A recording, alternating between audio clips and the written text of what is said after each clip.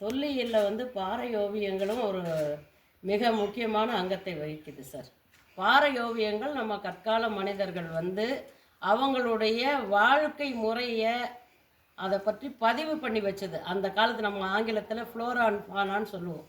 எந்த வகையான தாவரங்கள் செடி கொடிகள் இருந்தன, எந்த வகையான விலங்குகள் அவர்கள் காலத்தில் வாழ்ந்தன, அவங்களுடைய வாழ்க்கை முறை எப்படி இருந்ததுங்கிற பதிவு செய்ய வைக்கப்பட்ட இடங்கள் தான் பாறை ஓவியங்கள். இப்போ பிம்பேட்காவில் இருக்கிற பாறை ஓவியம் வந்து உலக கலாச்சார சின்னங்களில் ஒன்றாக அறிவிக்கப்பட்டிருக்குது.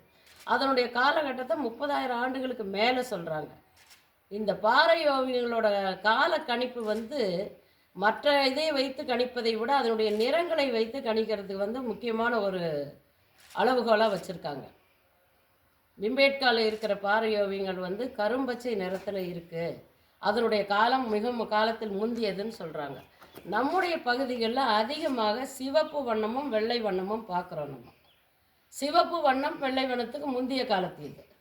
இங்கே நம்ம கொங்கு பகுதியில் அதிகமாக நமக்கு வெள்ளை வண்ணத்தில் ஒயிட் ஆக்கர்னு சொல்லுவாங்க. ரெட் ஆக்கர் ஒயிட் ஆக்கர்னு சொல்லுறதுல அந்த வெள்ளை வண்ண சாந்தில் வரையப்பட்ட ஓவியங்கள் அதிகம் இருக்குது. கோவை அடுத்து கும்மிட்டிப்பதிங்கிற இடத்துலையும் இதே மாதிரியான இதே நிறத்தை கொண்ட ஓவியங்கள் வரையப்பட்டிருக்கின்றன.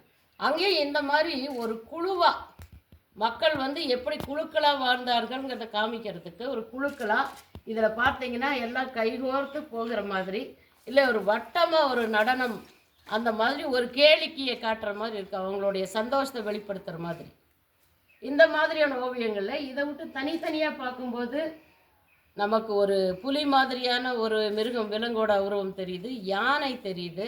ஒரு சதுரமாக வரையப்பட்டு அது உள்ளுக்குள்ளே யானை காட்டப்பட்டிருக்கிறது. அது பள்ளம் தோண்டி வைத்து யானையை பிடிக்கிற ஒரு முறை இருக்குதுன்னு நம்ம இன்னும் படிச்சுட்ருக்கோம்.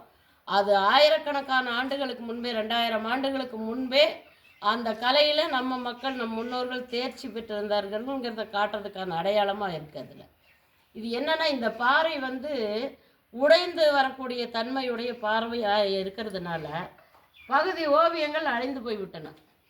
ஒரு 10-20 வருடங்களுக்கு முன்னால் பதிவு செய்யப்பட்ட ஓவியங்களோட பகுதிகளை கூட காணோம். காலப்போக்கில் இது இன்னும் சிதைவுற்று போகிறதுக்கான வாய்ப்பு இருக்குது. இதனை வந்து அரசாங்கம் வந்து இது மேலும் சிதைவுறாமல் என்ன வந்து ரசாயன முறைப்படி இது எப்படி பதப்படுத்தி அந்த ஓவியங்களை பாதுகாக்கணுமோ அதற்கான முயற்சிகளை எடுத்தால் நல்லாயிருக்கும். இல்லைன்னா நம்ம பழந்தமிழரோட கலைகள் இதில் மறைஞ்சு போயிடும், அதற்கான ஆதாரங்கள் இல்லாமல் போயிடும். இதில் ஒவ்வொரு தனித்தனி ஓவியங்களும் இருக்குன்னா குழுவான ஓவியங்களும் இருக்குது.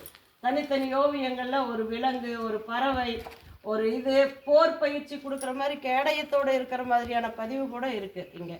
இதையெல்லாம் வந்து இன்றைய காலகட்டத்தில் இருக்க மாணவர்களை அழைச்சி வந்து அவங்களுக்கு இதையெல்லாம் காட்டி இதனுடைய அருமை பெருமைகளை சொல்கிற மாதிரி இருக்கணும்.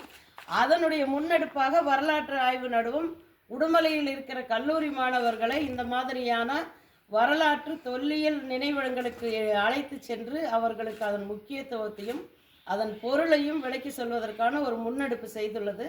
அதற்கான வெள்ளோட்டமாகத்தான் நாம் முதலில் இந்த இடத்தை பார்வையிட்டு அதற்கான வழிகளை தெரிந்து கொண்டு பாதுகாப்பு ஏற்பாடுகளை செய்துவிட்டு அடுத்து விரைவிலேயே கல்லூரி மாணவர்களை அழைத்து வந்து இந்த இடங்களை நேரடியாக கள ஆய்வுக்கு உட்படுத்த போகிறோம்.